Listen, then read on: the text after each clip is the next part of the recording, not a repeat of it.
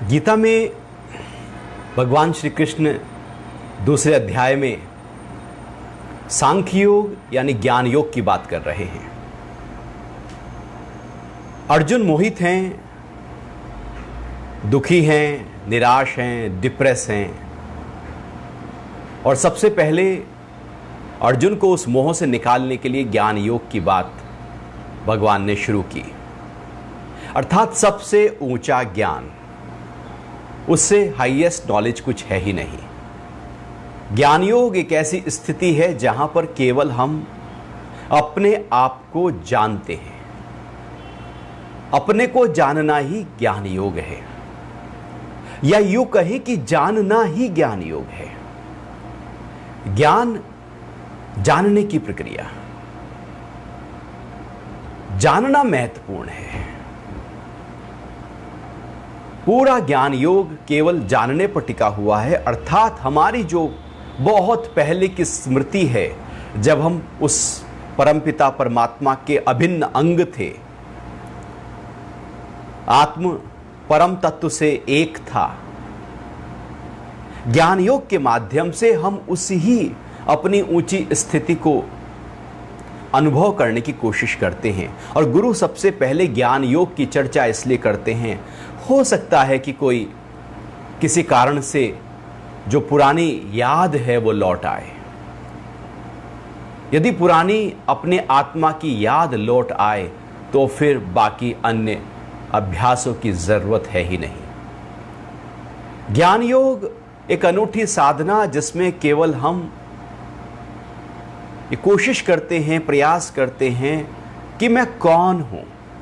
और ये मैं कौन हूं का जो प्रश्न है, ये इतना तीव्र संवेग से हो जाए कि मैं अपने आप को उसी समय उपलब्ध हो जाऊं। ज्ञान योग में जो मैं हूं, वास्तविकता में जो मैं हूं, उसमें मुझे टिकना है, उसको मुझे जानना है। अभी हमारा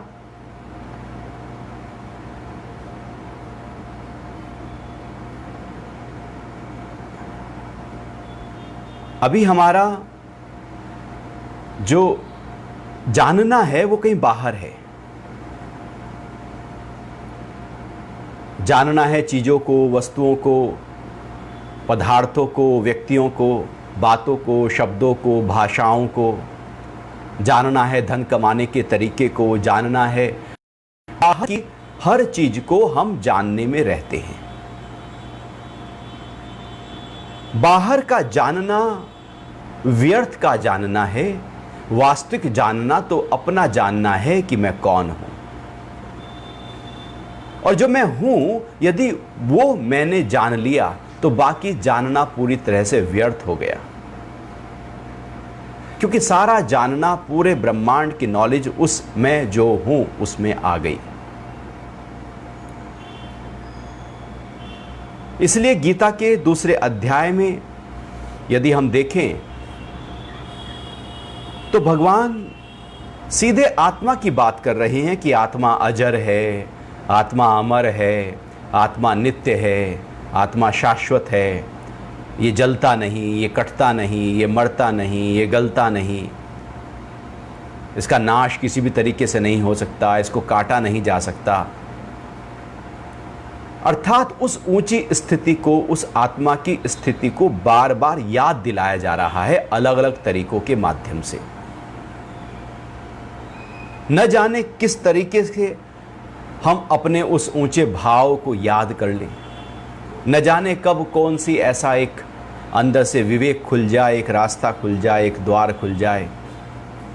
ऐसे ही कि जब कार की चाबी खो जाती है तो हम सबसे पहले सारे दरवाजे देखते हैं कि कोई खुला हुआ तो नहीं रह गया था, कहीं डिग्गी खुली हुई तो नहीं रह गई थी, शायद वहीं से ही हम अंदर एंटर कर जाएं। तो अनेक तरीकों से जो मास्टर हैं वो सबसे पहले याद दिलाते हैं। सांख्य योग है याद दिलाने की प्रक्रिया कि जहां पर हमें अपने स्वरूप का भान हो जाए।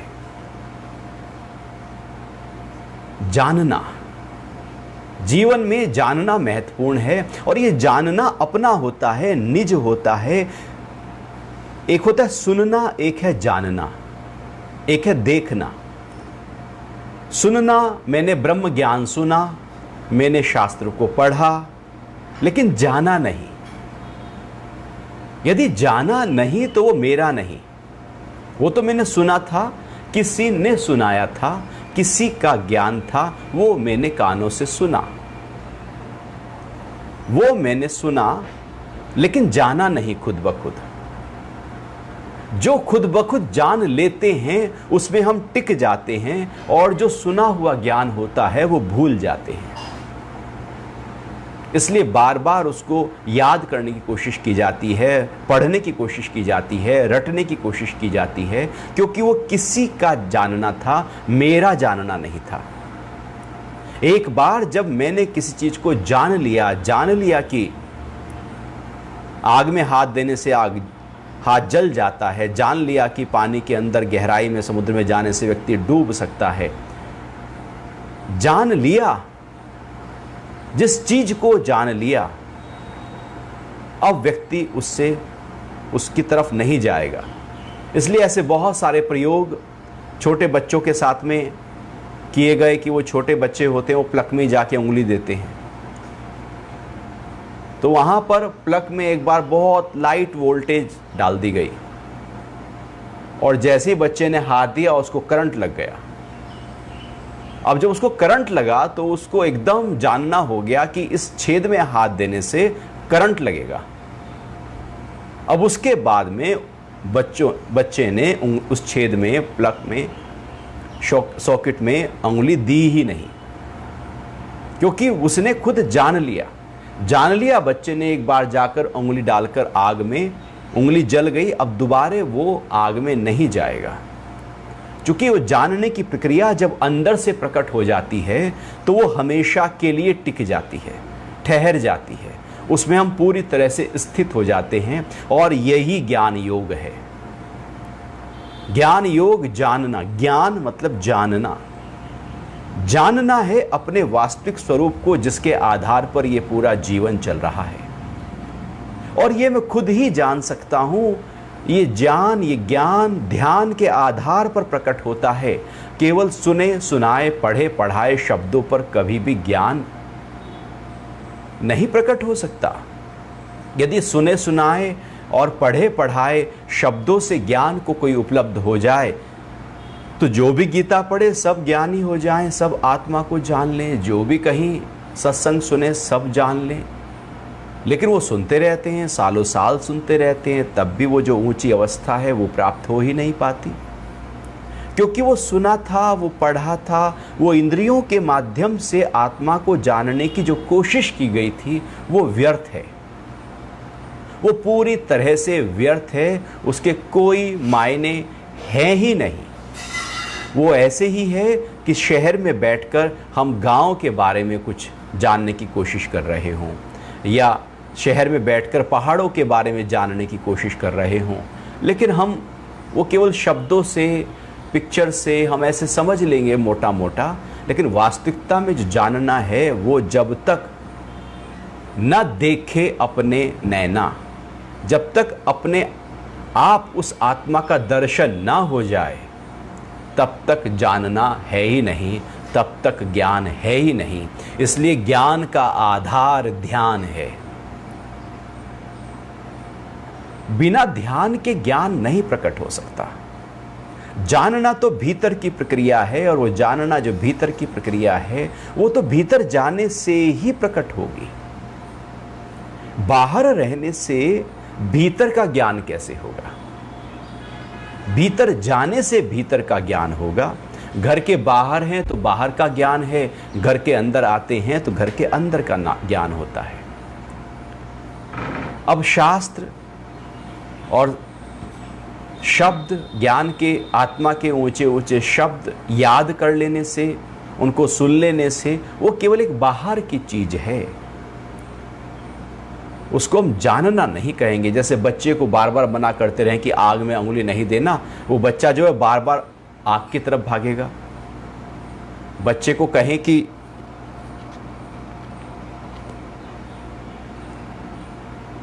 कुछ भी मना करो, बच्चा बार बार उसी कर्म को करने की कोशिश करेगा। लेकिन यदि वो एक बार जान गया, छोटे बच्चे होते हैं, देखा होगा, वो पोटी करते हैं और पोटी को हाथ में लेते हैं, कई बार मुंह पे लगा लेते हैं, सारे शरीर में भिनका लेते हैं। जब जैसे बड़े होते हैं और जान जाते हैं कि ये गंदा है, ये ठीक नहीं है, तो उसके बाद कभी बड़े को देखा है वो पोटी को मुंह पे लगाए हुए? एक बार जान लिया तो जान लिया, वो हमेशा के लिए जान लिया कि ये ठीक नहीं है। जानना महत्वपूर्ण है। जैसे हमें पता है कि क्रोध करना ठीक नहीं, लेकिन उसको जानने की प्रक्रिया हमें नहीं पता, वो तो किसी दूसरे ने कहा। जो जो कोई दूसरा कहे वो हम सुनते हैं और फिर कोशिश करते हैं कि इससे दूर रहें, लेकिन उसको जानते नहीं। एक बार जब जान लिया कि इसका असर अंदर क्या होगा, तो उसके बाद व्यक्ति उस कार्य में उतरता नहीं। वो एक खूब शराब पीता था व्यक्ति, तो सब परेशान हो गए मना कर कर के, घर वाले, दोस्त, अड़ोसी पड़ोसी। क्योंकि जो ज़्यादा शराब पीता है पड़ोसी ज़्यादा परेशान होते हैं, क्योंकि घर के बाहर ही आके गिरता है वो। तो सब परेशान हो गए। एक बार जब उसकी तबीयत खराब हो गई तो डॉक्टर के पास लेकर गए। डॉक्टर ने कहा कि भैया देखो, आपका लीवर इतना डैमेज हो गया है कि मुश्किल से इसमें आधा पैग यदि आप लेंगे तो ये आपका डैमेज पूरी तरह से हो जाएगा, फिर आप जिंदा बचने वाले नहीं हैं। अब ये आपके ऊपर है कि आधा पैग आप आज ही ले लें या इसको ना लें, या जब इसको आप पूरा करेंगे तब आपका ये लीवर खत्म। तो अब उसने जान लिया। अभी तक सब मना करते आ रहे थे, वो छोड़ नहीं पा रहा था, लेकिन जैसे ही जान लिया कि आधा पैग के बाद अब शरीर की सामर्थ्य खत्म है, लीवर डैमेज हो जाएगा, तो उसके बाद उसने कभी लिया ही नहीं। जानने से ही हम ऊपर उठ सकते हैं, सुने सुनाए ज्ञान से हम ऊपर नहीं उठ सकते। तो गुरु सबसे पहले सुनाता है, शब्द देता है, और शिष्य उसको जानने की कोशिश करते हैं कि शायद वो अपनी ऊंची अवस्था में टिक जाए। तो ज्ञान योग आत्मा के स्वरूप को अनुभव करने की प्रक्रिया है, और सबसे पहले हमारी कोशिश यही होनी चाहिए कि जानने से ही यदि बात बन जाए तो फिर बाकी के अन्य अभ्यास की जरूरत ही नहीं है। जानना महत्वपूर्ण है, क्योंकि हम तब जान सकते हैं जब हमारी इंद्रियां, हमारी आंख, कान, नाक, सारी इंद्रियां जो ऊर्जा बाहर की तरफ बह रही है, मन जो बाहर के ख्यालों में है, बुद्धि जो बाहर के संशयों में है, जब सब कुछ, मेरा पूरी पर्सनैलिटी बाहर की तरफ जा रही है, तो हम बाहर को जानेंगे। और जब सब कुछ इकट्ठा करके, इंद्रियों को, मन, बुद्धि, अहंकार को इकट्ठा करके अंदर की तरफ लेकर आएंगे तो अंदर को जानेंगे। जहां यदि बाहर गए तो बाहर जाना, अंदर आए तो अंदर जाना। जीवन में हम ज़्यादातर बाहर रहते हैं, इसलिए बाहर की चीज़ों को ज़्यादा जान लेते हैं, अंदर जाते नहीं, इसलिए अंदर को जान नहीं पाते। और ध्यान है अंदर जाना, इंद्रियों को भी समेटकर, मन बुद्धि को समेटकर, पूरे ख्याल, पूरे विचार, पूरी वृत्तियों को समेटकर अंदर जाना। तो सब कुछ समेटकर जब हम अंदर जाते हैं तो हम उस आत्मा के अनुभव की यात्रा का प्रारंभ करते हैं। वहां से जानना शुरू होता है। जानना कोई शब्द नहीं है। आत्मा को हम ये कहें कि आत्मा अमर है तो हमने आत्मा की अमरता को जान लिया, ये तो शब्द थे। लेकिन जब उसी ही को अपने अंदर अनुभव किया कि कितना विशाल है मेरे भीतर, इतना विशाल है कि जैसे आकाश पूरी तरह से फैला हुआ हो, तो जब वो इतना विशाल है तो वो अमर ही है। जो विशाल है वो अमर है। जो सीमाओं में बंधा है, छोटा है, जो आकार है, वो मरता है। तो एक है कि मैंने शब्द सुने कि आत्मा अमर है, एक है मैंने अपने भीतर उतरकर अनुभव किया कि आत्मा अमर है, कि आत्मा का नाश नहीं हो सकता। ये शब्द सुनते सुनते सुनते सुनते हजारों बार हमने सुने होंगे, लेकिन फिर भी मौत से डर परेशान करता है, क्योंकि वो केवल सुने थे, उनको जाना नहीं था। जानने से हम अपने स्व के भाव में टिक जाते हैं और आत्मा का अनुभव एकदम करने लगते हैं। आत्मा का अनुभव ध्यान के माध्यम से होता है, इसलिए ज्ञान से पहले ध्यान की प्रैक्टिसेस यदि रोज की जाएं, निरंतर की जाएं और सत्संग के माध्यम से उस स्थिति को सुना जाए, उस स्थिति, उस वृत्ति को बनाया जाए और ध्यान भी तैयार हो, दिया बाती भी तैयार हो और फिर प्रकाश की लगाने की कोशिश की जाए, दोनों तरफ से जब साधना हो कि अंदर से भी हो रही हो और बाहर से भी हो रही हो। जैसे हमारी जो वृत्तियां हैं वो बाहर की कोई चीज़ को, कुछ भी हम बाहर का देखते हैं तो हमारी आंखें, हमारा कान, नाक, हमारी सारी इंद्रियां उन बाहर के विषयों के कारण से हिलती हैं। कोई अच्छा रूप देखा, अच्छे शब्द सुने, अच्छा संगीत देखा, अच्छी चीज़ें देखी, तो हम उससे मन में कुछ चलता है, कुछ भी चल सकता है। अच्छा देखा तो अच्छा चल जाएगा, बुरा देख लिया तो बुरा चल जाएगा। अच्छे शब्द वृत्ति को अच्छा बना देते हैं, किसी के अपमान के शब्द हमारे मन को हिला देते हैं। तो जैसा देखा उससे मेरे मन में वैसा हलचल आती है।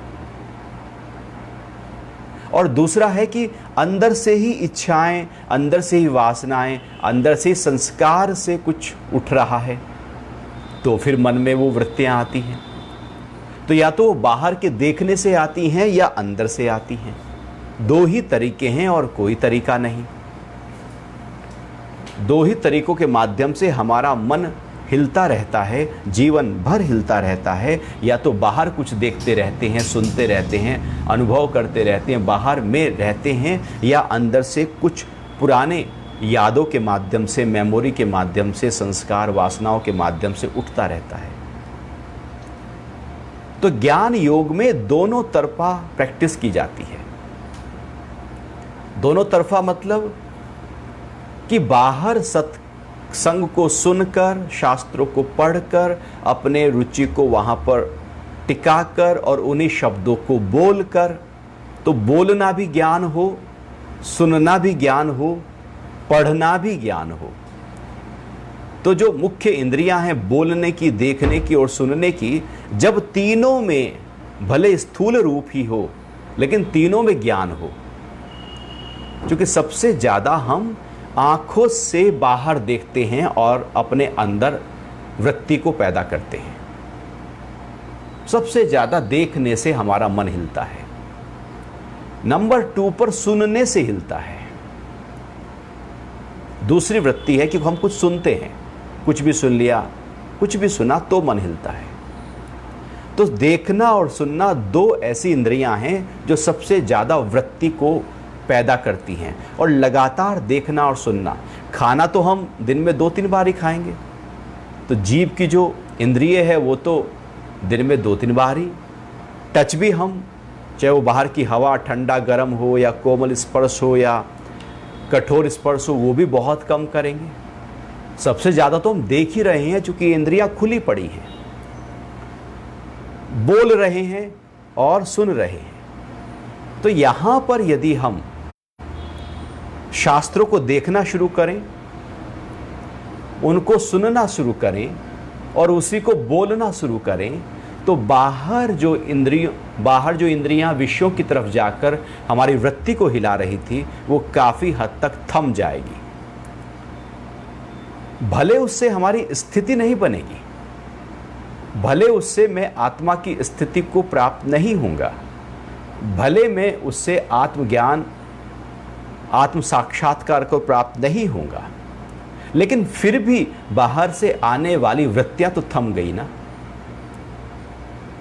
एक बहुत बड़ा जो रास्ता था बाहर से लगातार वृत्तियों का, विषयों का, वो तो हमने रोक दिया। फिर जो दूसरा अंदर से संस्कार, वासनाएं, इच्छाएं उठ रही हैं, अब उसको भी रोकना होगा, नहीं तो वो उठती रहेंगी, वो चलती रहेंगी। उसके लिए हम फिर ध्यान करते हैं और ध्यान में उतरते हैं। जो हमने बोला सतशास्त्रों को, जो हमने सुना मास्टर के माध्यम से और जो हमने शास्त्रों में देखा, उसकी एक स्थिति, एक हमारा फाउंडेशन तैयार होता है। और ज्ञान में जब, ध्यान में जब हम उतरते हैं अपने अंदर तम में, तो उसका अनुभव करने लगते हैं। तो भीतर से उठने वाली वृत्तियों को हम ध्यान के माध्यम से और बाहर से उठने वाली वृत्तियों को हम स्वाध्याय के माध्यम से रोकते हैं। तो दो तरीकों के माध्यम से जब हम ज्ञान में उतरते हैं तो जानने की प्रक्रिया का प्रारंभ हो जाता है। तो जानना भीतर भी है, लेकिन जानना बाहर भी है कि और जो जाना जा रहा है पहले उसे तो रोका जाए। यदि और जो जाना जा रहा है लगातार आंखों से, कानों से, बाहर की चीजें, जगत, संसार, वही जानने में लगातार हमने तत्परता रखी हुई है, तो वो ऊंचा जो आत्मा का ज्ञान है वो कैसे जानेंगे? वो तो तब जानेंगे जब सारा जानना रुक जाए, केवल उसी के जानने की शुरुआत हो। जब बच्चा कोई स्टडी कर रहा है तो यदि वो और चीज़ें भी देख रहा है, कुछ गेम खेल रहा है, टीवी देख रहा है, और भी कुछ कर रहा है, तो जो स्टडी है उस पर फोकस नहीं हो पाएगा। फोकस करने के लिए बाकी चीज़ों को छोड़ना होगा। ऐसे ही आत्मा के ज्ञान की प्राप्ति के लिए बाकी ज्ञान को, जो इंद्रियां लगातार बाहर की तरफ हैं, उनको विड्रॉ करना होगा।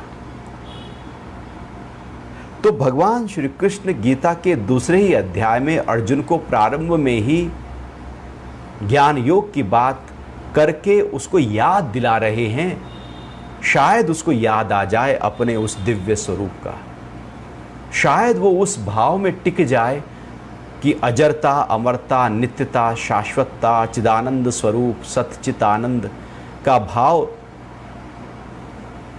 हो सकता है। हो सकता है कई बार हमने देखा होगा कि वैसे कोई आदत छूटती नहीं हमारी, लेकिन किसी का एक शब्द ऐसे घुसता है अंदर कि वो आदत छूट जाती है। कई बार ऐसे देखा गया है कि कोई एक शब्द से बहुत पुरानी से पुरानी आदतें, हमारा स्वभाव टूट जाता है, वैसे शायद ना छूटे।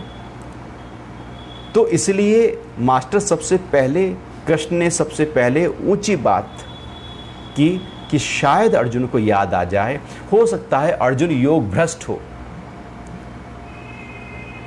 योग भ्रष्ट का मतलब है जिन्होंने पहले जन्म में साधना कर ली है, बहुत साधना की है, और लेकिन अपने आत्म भाव को अनुभव करना ही था कि उससे पहले शरीर छूट गया, कि बहुत प्रैक्टिस थी, लगातार न जाने कितने जन्मों की साधना थी, लेकिन शरीर ने आखिर में साथ नहीं दिया और वो सारी साधना के संस्कार चित्त में इकट्ठा हुए और नया जन्म मिल गया। अब पीछे सारी साधना के संस्कार हैं। जैसे ऋषि अष्टावक्र हैं, तो 12 साल की उम्र में ही, बचपन से ही, पेट से ही और उससे पहले ही वो ज्ञान के संस्कार साथ लेकर आए हैं। तो योग भ्रष्ट हैं, जरा सा ही एकदम वैसा माहौल मिलते ही वो फिर से सारे संस्कार जाग जाते हैं। तो इसलिए गुरु के पास जाते ही कृष्ण ने भी सबसे पहले अर्जुन को ऊंची बात कही। हो सकता है कि अर्जुन योग भ्रष्ट हो, पहले बहुत साधना की हो, केवल जरा सा याद दिलाने से ही उसको याद आ जाए, याद आ जाए अपने उस स्वभाव का जो वास्तविकता में वो है। याद आ सकता है। तो याद लाने के लिए आत्मा के जो भी लक्षण, गुण हो सकते हैं, वो सारे बोल ले, सबका वर्णन किया, सबकी व्याख्या की, आत्मा ऐसे है। कई श्लोक केवल उसी पे ही चल रहे हैं कि आत्मा की व्याख्या हो रही है, कि जैसे हम हिमालय देख कर आए और हिमालय की व्याख्या कर रहे हो कि हिमालय ऐसा है, ऐसा है, ऐसा है। तो शायद हमने पहले कभी हिमालय देखा हो तो हमें याद आ जाए, अरे हाँ मैंने देखा था, ऐसा ही है बिल्कुल जैसा आप बता रहे हैं। तो जो बोला जा रहा है शायद अंदर से वही एकदम उभर कर आ जाए कि हाँ बिल्कुल ठीक तो है, अब मुझे याद आ गया है। जैसे कई बार हमको कोई पुरानी बात याद दिलाई जाए, कॉलेज की बात कोई दोस्त आकर याद दिलाया, अरे ऐसे किया था ना वहाँ पर, ऐसे हमने क्लास बंक करके पीछे गए थे, पिक्चर देखी थी, अरे हाँ हाँ याद आ गया, याद आ गया। तो वैसे याद नहीं था, लेकिन किसी ने याद दिलाया तो एकदम याद आ गया। ऐसे ही मास्टर जब आत्मा की याद दिलाता है तो हो सकता है कि वो एकदम याद आ जाए। तो अर्जुन को आत्मा के ज्ञान, आत्मा का स्वभाव, आत्मा की स्थिति में टिकाने के लिए ज्ञान योग का वर्णन किया गया, और ये ज्ञान योग ही सांख्य योग है। सांख्य योग केवल जानने पर टिका हुआ है, केवल जानना, कुछ नहीं करना, केवल जानना।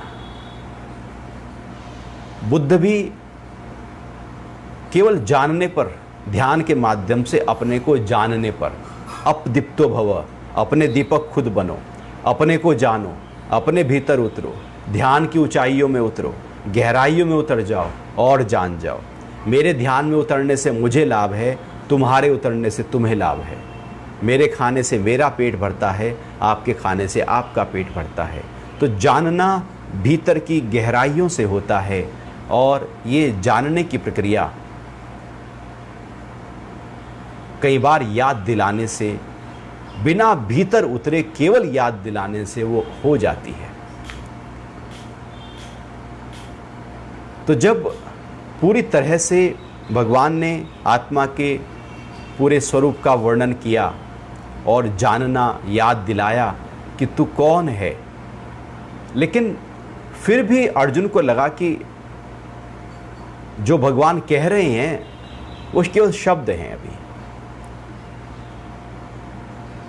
कि आत्मा अजर है, अमर है, ये सब शरीर मर जाएंगे लेकिन शरीर को धारण करने वाला नहीं मरेगा। शरीर के अंदर जो आत्म तत्व है वो नहीं मरता, केवल शरीर मरते हैं। और तू हमेशा से था, मैं भी हमेशा से था, तुझे याद नहीं है, मुझे याद है। आदिकाल में मैंने ज्ञान सूरज को दिया था, मैं न जाने कब से चला रहा हूँ, तू भी तभी से ही चला रहा है। इस ऊंची ज्ञान को जब बताना शुरू किया तो कृष्ण ने देखा कि अर्जुन के अंदर वो जो आवाक होता है, एकदम आँख फटी की फटी रह गई, वाव फीलिंग होगी, हाँ याद आ गया, वो आ नहीं रहा है। तो भगवान समझ गए कि जो अर्जुन है वो योग भ्रष्ट नहीं है, उसकी बहुत ऊंची साधनाएं नहीं हैं पूर्व जन्म की, इसको मुझे और नॉलेज देनी पड़ेगी। तो इसलिए ज्ञान योग सबसे पहले ज्ञान योग का वर्णन इसलिए आता है कि यदि कुछ ना करके केवल जानने से बात बन जाए तो कुछ करने की ज़रूरत क्या, अभ्यासों की ज़रूरत क्या, साधना की ज़रूरत क्या। फिर ज़रूरत ही नहीं है यदि ज्ञान हो गया। और फिर ज्ञान योग है, ज्ञान हो गया और उसमें टिक गए। ज्ञान का होना और ज्ञान में लगातार टिके रहना, दोनों बहुत ज़्यादा अलग अलग चीज़ें हैं। एक या कुछ समय के लिए ज्ञान हुआ, हम ध्यान की गहराइयों में उतरे और हमको लगा वाह क्या विशालता है, क्या अनंतता है, क्या विराटता है, प्रेम ही प्रेम भरा हुआ है, आनंद ही आनंद है, इतना ब्लिस है अंदर, उसका सराबोर इतना हो रहा है कि मैं अनुभव नहीं कर पा रहा हूँ, या क्या अंदर कमाल है। बाहर तो कुछ भी नहीं जो अंदर है। लेकिन जैसे ही ध्यान से बाहर आए वो सब भूल गया। योग का मतलब है वो स्थिति अब बनी ही रहे, वो ज्ञान की जो अद्वितीय अवस्था है जिसका वर्णन नहीं किया जा सकता, जो केवल अनुभव की जा सकती है, बस वही स्थिति मेरे साथ हर समय रहे, यदि ऐसा हो जाए तो उस अवस्था को ज्ञान योग कहते हैं। कि हमेशा उस अनुभव में हम रहें। तो ज्ञान योग में हम हमेशा उस आत्मा के भान में, अनुभव में टिके रहते हैं और उस अनुभव में टिककर फिर दिन भर के सारे कामों को करते रहते हैं। फिर सारे काम होंगे। हे अर्जुन, तू युद्ध कर और मेरा भी स्मरण कर। तू अपने ज्ञान में भी टिक और दिन भर के सारे काम भी कर। तू आँख खोल, आँख बंद कर, तू खा पी, घूम फिर, सारे काम कर, नैमित्तिक कर्म कर, नित्य कर्म कर, सब कुछ कर, लेकिन मुझे ना भूलना, अर्थात अपने स्वरूप को ना भूलना। अपने ज्ञान में टिक कर, अपने आत्म भाव में टिक कर तू कुछ भी कर। लेकिन जब हम 24/7 उस अपने ही स्व के आत्मा के भाव में, उसी ज्ञान के भाव में टिके रहते हैं, तो वो आत्मा का वो ज्ञान है, वो केवल खुली आंखों पर नहीं होता। ऐसा नहीं कि हम खुली आंखों से दिन भर तो अपने उस सारे काम कर रहे हैं और उस स्थिति में टिके हुए हैं, रात को सो भी जाएंगे तब भी वही ज्ञान हमारे अंदर चलता रहेगा। नींद और स्वप्न भी हों, लेकिन तब भी वही ज्ञान की स्थिति हमारे अंदर टिकी रहेगी। वो लगातार हो जाएगी, क्योंकि वो आत्मा लगातार है ही है। वो कहीं जाती नहीं है, कहीं आती नहीं है, वो हमारे साथ है ही है। हमें लगातार उसको देखते रहना है, अनुभव करते रहना है, उसमें टिके रहना है। जब हम लगातार उसी में ही टिके रहते हैं, वो ज्ञान योग है। और ये पूरे अध्यात्म का फाउंडेशन है। पूरा अध्यात्म, सारे उपनिषद, सारे शास्त्र इसी तक पहुंचाने के लिए कवायद कर रहे हैं, प्रयास कर रहे हैं कि ज्ञान योग में आ जाएं, अपने को जान लें और उसी में ही टिक जाएं, उसी में ही ठहर जाएं। सारी रुचि, सारी वृत्ति केवल उसी ज्ञान की हो। मेरी वृत्ति क्लिष्ट से हटकर अक्लिष्ट हो जाए, अर्थात जो बाहर के विषयों से, अंदर के स्वभाव संस्कार से मन में हलचल थी, वो क्लिष्ट वृत्तियां थी जो बांध रही थी। अब मेरी जो वृत्ति है, मन में उठने वाले ख्याल हैं, वो आत्मा से बहें। जब आत्मा से बहेंगे तो अक्लिष्ट है, और जब जगत से बहेंगे तो क्लिष्ट है। तो दिन भर सब हो, लेकिन वो ज्ञान का अनुभव लगातार हमारे साथ टिका रहे, ठहरा रहे और हम उसका अनुभव करते रहें। वही मुक्ति की स्थिति है, वही कैवल्य है, वही मोक्ष है। और यहीं से ही गीता का प्रारंभ हुआ है, अष्टावक्र का प्रारंभ हुआ है, ब्रह्मसूत्र का प्रारंभ हुआ है। सभी उपनिषद का प्रारंभ यहीं से हो रहा है कि हम अपने उस ऊंचे भाव को जान लें और उस ऊंचे भाव को जानकर एक बार उस पर टिके रहें। इसके लिए फिर निरंतर हम प्रैक्टिस करते रहते हैं, ध्यान करते रहते हैं, सत्संग करते रहते हैं, स्वाध्याय करते रहते हैं कि ऐसा ना हो कि कभी वृत्ति खंडित हो जाए। मन में उठने वाली वृत्तियां खंड खंड हैं, बिखरी बिखरी हैं। कभी ये ख्याल, कभी वो ख्याल, कभी वो ख्याल, कभी उसका ख्याल, कभी उस रिश्तेदार का ख्याल, कभी उसका, कभी उसका। इतना खंड खंड है हमारे अंदर।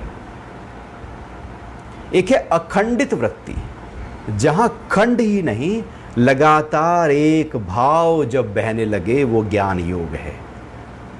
कोई खंडन नहीं है, कोई भेद नहीं है, कोई अलग अलग पिक्चर नहीं है, लगातार एक जैसा। अंदर से वही आत्मा का अनुभव प्रकट होने लगे अपने भीतर, और बाहर भले कुछ करो, लेकिन सब कुछ करते हुए अनुभव वही हो रहा है। जैसे परफ्यूम लगाया हो तो कुछ भी बाहर कर रहे हो, खुशबू एक जैसी ही आने लगेगी। आप बाथरूम में जाओ तब भी वही खुशबू है, ड्राइंग रूम में आओ तब भी वही खुशबू है, कार में जाओ तब भी वही खुशबू है। सब कुछ करो, किससे क्रोध भी कर रहे हैं तब भी खुशबू तो वही है। ऐसे ही वो वृत्ति हमारे अंदर लगातार वही बहे, खंड खंड टूट जाए, अखंडित हो जाए, उसी को ज्ञान योग कहते हैं। और उसी अवस्था में यदि हम टिक जाते हैं, वही आत्म साक्षात्कार है, वही स्वरूपावस्थान है। लेकिन जब ये लगा कि अर्जुन इस स्थिति में नहीं आ पा रहा है, तब भगवान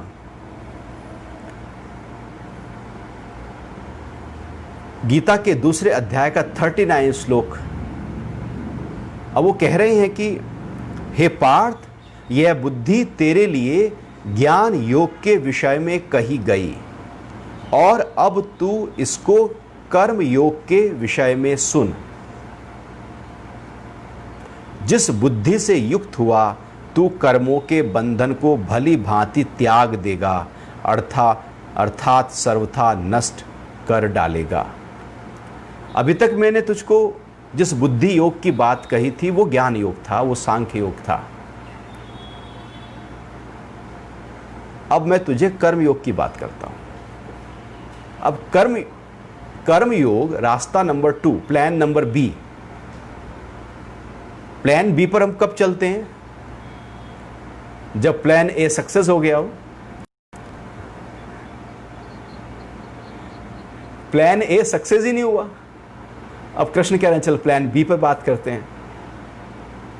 तो प्लान बी जो होता है वो एक कैटेगरी नीचे होता है हमेशा, वो टॉप कैटेगरी नहीं होगा। बिल्कुल टॉप में जो होगा वो प्लान ए ही होगा हमेशा हमारा। तो इसलिए ज्ञान योग प्लान ए है हमेशा।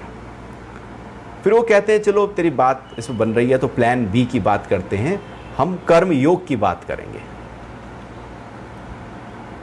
तो उसके बाद यहां से 39 के बाद दूसरे अध्याय में कर्म योग की चर्चा हो रही है कि कर्म योग क्या है,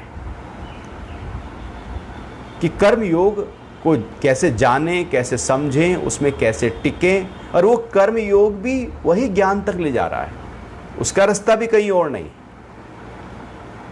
कुछ लोगों को लगता है कि बिना कुछ किए थोड़ी पाया जाएगा, कुछ करो, चलो भाई कुछ करो, तो कुछ करो जिनके अंदर पड़ा होता है उनके लिए कर्म योग बताया है भगवान ने, कि जो तू कर रहा है उसे छोड़।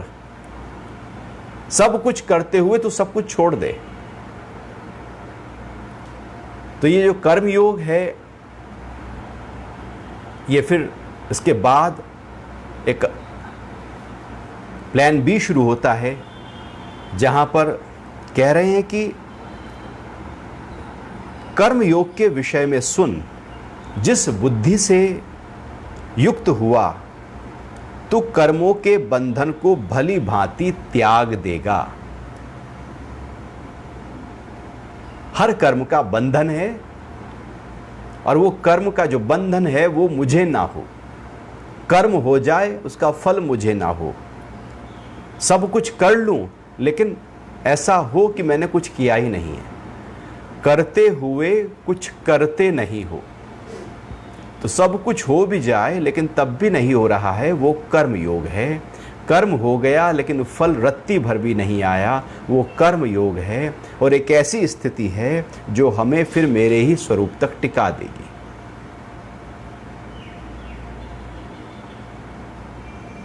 तो इसकी चर्चा फिर हम अगली बार करेंगे।